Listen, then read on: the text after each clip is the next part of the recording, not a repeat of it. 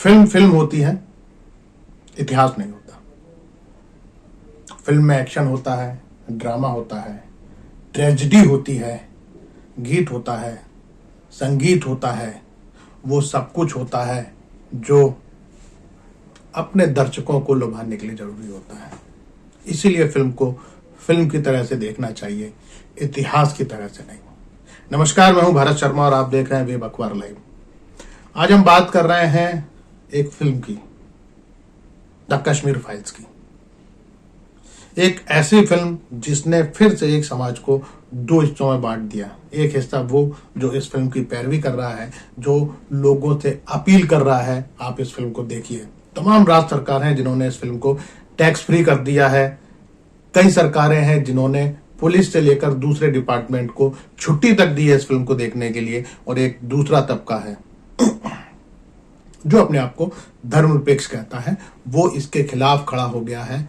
क्या यह बहस जरूरी है? ये एक बड़ा सवाल है। इस फिल्म को लेकर तमाम बातें कही जा रही हैं। इस फिल्म को लेकर तमाम तथ्य सामने आ रहे हैं कि आखिर कश्मीर में क्या हुआ जिसकी वजह से कश्मीरी पंडित का पलायन हुआ। फिल्म में बीजेपी की जो भूमिका थी, कश्मीरी पंडितों को कश्मीर से भगाए जाते वक्त, उस पर कोई चर्चा नहीं है। कश्मीर में मुफ्ती मोहम्मद सईद का जिक्र तो है, लेकिन मुफ्ती मोहम्मद सईद के साथ सरकार 3 साल तक सरकार चलाने वाली कश्मीर में बीजेपी का जिक्र नहीं है। फिल्म यह सवाल भी नहीं खड़े करती कि 3 साल सरकार चलाने के बाद कितने कश्मीरी पंडितों को वापस कश्मीर में बसाया गया। हम लोग एक बार जल्दी से इस फिल्म में क्या है ये देख लेते हैं, फिर इसका एक एनालिसिस हम लोग करते हैं।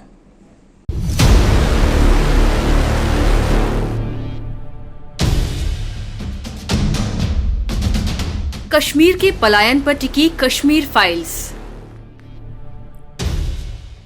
द कश्मीर फाइल्स कश्मीर में उग्रवाद के कारण हुए हिंदुओं के पलायन की कहानी है। हर पलायन की और हर आतंक की अपनी कहानी होती है। कश्मीर की भी है। फिल्म इतिहास नहीं होती, इसीलिए उसमें भावनाओं का अधिक प्रयोग किया गया है। ये सन 1990 के दशक की कश्मीर घाटी को दिखाती है। ये फिल्म आतंकवादियों द्वारा पंडितों को उनके घर से भगाने के लिए मजबूर किए जाने की कहानी बयां करती है। दरअसल कश्मीर की समस्या के बहाने वोटों की राजनीति की जाती रही है, इसलिए इसका लगातार प्रचार किया जा रहा है। सोशल मीडिया पर लोगों को कहा जा रहा है कि वे इसे देखने जाएं। यहाँ तक कि कपिल शर्मा द्वारा इसके प्रमोशन से इनकार किए जाने के बाद उनके खिलाफ भी कैंपेन चलाया गया। इस फिल्म में अनुपम खेर ने एक बार फिर जबरदस्त एक्टिंग की है। अन्य कलाकारों का अभिनय भी देखने लायक है। फिल्म में पल्लवी जोशी ने भी प्रभावशाली किरदार निभाया है। इसके अलावा मिथुन चक्रवर्ती ने भी अपने किरदार को बहुत ही बखूबी से निभाया है। फिल्म की कहानी में बताया गया है कि जिस मिट्टी में हम जन्म लेते हैं, जिस आंगन में हमारा बचपन बीतता है, जिन गलियों में हम जवान होते हैं, उसी मिट्टी और उसी आंगन और उन्हीं गलियों को हमें हमेशा के लिए छोड़कर जाना पड़े तो आपको कैसा लगेगा? अपने ही देश में एक शरणार्थी या रिफ्यूजी के तौर पर जिंदगी भर अपना जीवन बिताना पड़े तो कैसा लगेगा? इस फिल्म की तुलना शिकारा से की जा रही है। वह भी कश्मीरी पंडितों के पलायन पर बनी है। इसका निर्देशन विधु विनोद चोपड़ा ने किया है। विधु विनोद चोपड़ा खुद कश्मीर से ताल्लुक रखते हैं। उनका जन्म और पढ़ाई लिखाई कश्मीर में हुई है, इसीलिए वे कश्मीर में जो कुछ हुआ उसकी बारीक जड़ों से वाकिफ हैं। शिकारा की कहानी भी पलायन पर है, जिसका पहले भगवा ब्रिगेड ने काफी प्रचार किया था, पर बाद में उन्हें निराशा हाथ लगी क्योंकि ये फिल्म लव स्टोरी पर आधारित थी। फिल्म में लीड रोल निभाने वाले शिव और शांति का किरदार आदिल और सादिया ने निभाया है, जिन्होंने अपने काम के साथ न्याय किया है। शिकारा लोगों को उकसाने की जगह एक समाधान देने की कोशिश करती है जो मानवता पर आधारित है। इसीलिए इस फिल्म का प्रचार उस तरह नहीं किया गया जितना द कश्मीर फाइल्स का किया जा रहा है। एक और फिल्म है विशाल भारद्वाज की हैदर, जिसमें शाहिद कपूर है। फिल्म कश्मीर पर आधारित है, पर कहानी प्रभावी है। जो वहाँ एक अलग तरह की राजनीति को दिखाती है। कहा जा सकता है कश्मीर पर बनी अलग अलग फिल्मों को देखा जाए तो सभी ने कहानी के साथ अपनी तरह का ट्रीटमेंट किया है, क्योंकि फिल्म इतिहास नहीं होती, वह कहानी होती है और उसे कहने का अपना तरीका होता है। दरअसल कश्मीर में पंडितों का पलायन एक ऐसा मुद्दा है जिसे लेकर भाजपा अपनी राजनीतिक रोटियां सेकती रही है। यह फिल्म उसी कड़ी में अगला चरण है। फिल्म में उन तमाम सारे तथ्यों का इस्तेमाल किया गया है जो प्रचारित बीजेपी करती है। अब सवाल यह है कि आप कश्मीर की समस्या का समाधान चाहते हैं या कश्मीर की समस्या के नाम पर राजनीतिक रोटियां सेकना चाहते हैं। अगर समाधान चाहते तो बात समाधान की होती। समाधान अगर चाहते तो 370 हटाने से पहले कश्मीर की आवाम से बात की जाती। समाधान अगर चाहते तो 370 हटाने से पहले वहां के राजनीतिक दलों से बात की जाती। समाधान अगर आप चाहते तो 370 हटाने के बाद आपको लगातार कश्मीर में कर्फ्यू नहीं लगाना पड़ता। समाधान अगर आप चाहते तो कश्मीर में कश्मीर के पंडितों को वापस पहुंचाने के लिए एक माहौल बनाने का काम सरकार करती, जो अभी तक नहीं हुआ। कश्मीर की समस्या को समझने के लिए जरूरी है कश्मीर के आवाम को समझना।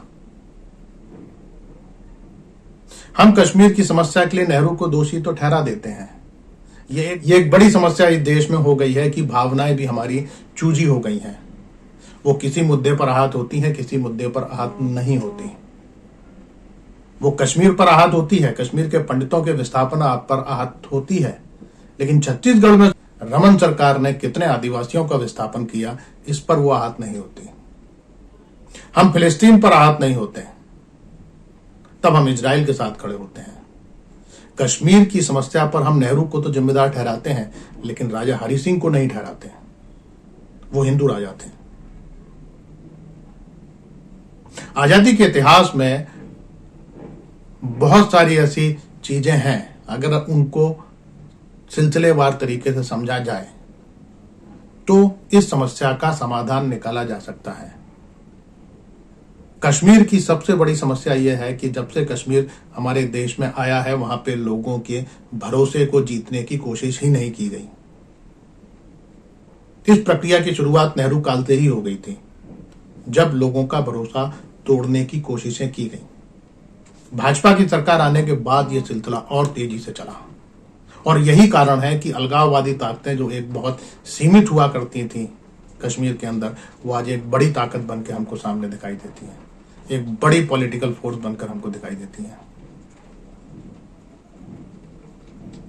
तो इसीलिए सवाल है कि आप कश्मीर का समाधान चाहते हैं या कश्मीरी पंडितों की पीड़ा के नाम पर राजनीतिक रोटियां सेकना चाहते हैं। जिस तरीके से पूरा आरएसएस परिवार और पूरी बीजेपी इस फिल्म के प्रचार में जुटी है, उससे यही बात समझ में आती है कि यहाँ पर केवल भावनाओं को भड़काने का काम किया जा रहा है, जो काम बीजेपी लगातार कर रही है। सवाल ये भी खड़ा होता है कि सन 90 में जब वीपी सिंह की सरकार के समय कश्मीरी पंडितों का पलायन हो रहा था, तब अपने 85 सांसदों के साथ वीपी सिंह सरकार को समर्थन दे रही बीजेपी ने समर्थन वापस क्यों नहीं लिया? यह समर्थन वापस राम रथ यात्रा रोके जाने के बाद ही क्यों वापस लिया गया? क्योंकि निश्चित तौर पर यह मुद्दा ज्यादा भावुक था, या इस मुद्दे से राजनीतिक फसल ज्यादा काटी जा सकती थी बजाय कश्मीरी पंडितों के। और यही कारण है कि आज आपको कश्मीरी पंडितों के नाम पर या इस्लाम के नाम पर आप एक माहौल पैदा करके अगर चुनाव का फायदा उठा सकते हैं, तो उसका भी पूरी कोशिश की जा रही है। खबर यह भी है कि जो नया परिसीमन किया गया है कश्मीर का, उसमें भी राजनीतिक दलों से बात नहीं की गई। उस परिसीमन भी इस तरीके से किया गया है कि उसमें बीजेपी को राजनीतिक फायदा हो, और इसीलिए इस फिल्म के आने के बाद कश्मीर में चुनावों की तैयारियों की भी खबरें आ रही हैं। आजादी के आंदोलन में 1857 के बाद अगर हम देखें तो तमाम राजे रजवाड़े अंग्रेजों के पिछलग्गू बने रहे। मैं दो राज्यों की बात करता हूं, एक हैदराबाद के निजाम, दूसरे कश्मीर के राजा हरि सिंह। दोनों की परिस्थितियां अलग अलग थी। हैदराबाद में शासक मुसलमान थे, आवाम हिंदू थी। कश्मीर में शासक हिंदू थे, आवाम मुसलमान थी। कश्मीर के तमाम महत्वपूर्ण पदों पर कश्मीरी ब्राह्मण, वो तमाम हिंदू जो अपने आप को कश्मीरी ब्राह्मण बोलते थे, उनका कब्जा था। मैक्सिमम संसाधनों पर उनका कब्जा था। 1990 तक कुछ नहीं हुआ। हैदराबाद की बात करें, हैदराबाद में निजाम का शासन था, लेकिन तमाम जो जमींदार थे वो हिंदू थे। अब इन दोनों राज्यों के जो जनता थी वो दो मोर्चों पर लड़ाई लड़ रही थी। पहला मोर्चा अंग्रेजों के खिलाफ, दूसरा मोर्चा अपने शासकों के खिलाफ, क्योंकि अंग्रेजों के टूल बन के जनता का शोषण, टैक्स वसूली से लेकर तमाम सारे काम यही शासक किया करते थे। अब आप ये कहें कि इन शासकों के खिलाफ जनता में विद्रोह हो तो ये एक स्वाभाविक बात है। हैदराबाद में, तेलंगाना में अगर हम बात करें, जो पूरा तेलंगाना आंदोलन चला जमीन को लेकर, जिसमें तमाम जमींदारों को गांव से भगा दिया गया, वहां के किसानों ने अपनी सत्ता स्थापित कर ली, और जिसे हटाने के लिए बाद में जवाहरलाल नेहरू ने अपनी सेना तक भेजी तेलंगाना के इलाके में। वो भी जनता का विद्रोह था, लेकिन वो हमको उत्तेजित नहीं करता। इसलिए नहीं करता क्योंकि शासक मुसलमान थे, जनता हिंदू थी। अब यही अगर नाराजगी कश्मीर में हमको दिखाई देती है तो हमारा खून उद्वेलित होता है। फिर भी बहरहाल कश्मीर की जो समस्याएं हैं उनके बहुत सारे कारण हैं। अलगाववाद जिस तरीके से पनपा, या अभी भी जिस तरीके से अलगाववाद किया जा रहा है और उसको बढ़ावा दिया जा रहा है, उसे भी रोकने की कोई कोशिश सरकारों के द्वारा नहीं की जा रही। पलायन हर जगह होता है। अगर आप पलायन से दुखी हैं तो फिर आपको मुजफ्फरनगर के पलायन पर भी दुख होना चाहिए, गुजरात के दंगों में जो पलायन हुआ उस पर भी दुख होना चाहिए, और तमाम जो घटनाएं हुई, जो डिस्प्लेसमेंट जो विकास योजनाओं की वजह से होता है, मध्य प्रदेश की नर्मदा घाटी में जो विस्थापन हुआ उसका भी दुख होना चाहिए। लेकिन हमारा दुख, हमारी संवेदनाएं, हमारी भावनाएं चूजी हैं। वो सिर्फ उसी वक्त आहत होती हैं जब हमको बताया जाता है कि ये आहत हो रही हैं।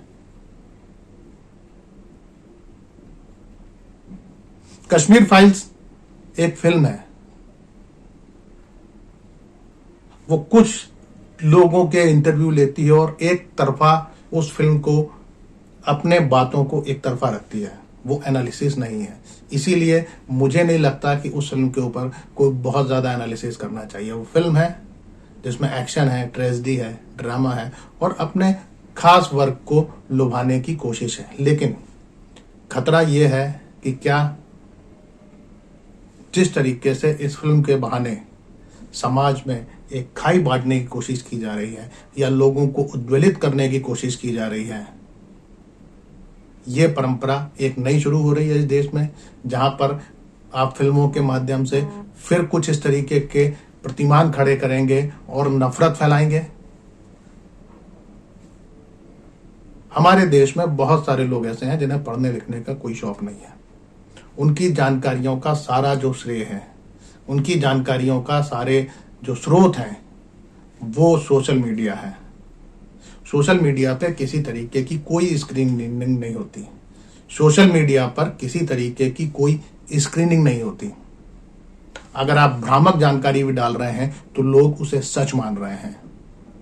सोशल मीडिया के आने के बाद जिस तरीके से, जिस तेजी के साथ शहरी मध्यम वर्ग के अंदर नफरत फैली है, वो इस बात का प्रत्यक्ष उदाहरण है। सवाल यह है कि क्या द कश्मीर फाइल्स इसका अगला चरण है, जिसे आप इतिहास कहकर एक तरफा चीजों को दिखाकर आप जनता के अंदर फिर एक नए तरीके का माहौल बनाना चाहते हैं। लेकिन इसका एक दूसरा पक्ष ये भी है कि क्या इस तरीके की कोशिशों के बाद आप उन कश्मीरी पंडितों को कश्मीर में बसा पाएंगे जिनके लिए आप आंसू बहा रहे हैं या जिनके दुख को लेकर आप दुखी हैं? सवाल बहुत सारे हैं। विकास शांति से होता है और समस्या का समाधान भी शांति से होता है, नफरत से नहीं होता। ये कोशिश सरकार को करना चाहिए। इस केवल उसे राजनीतिक फायदा चाहिए या वास्तव में ये देश चाहिए? बहुत बहुत नमस्कार।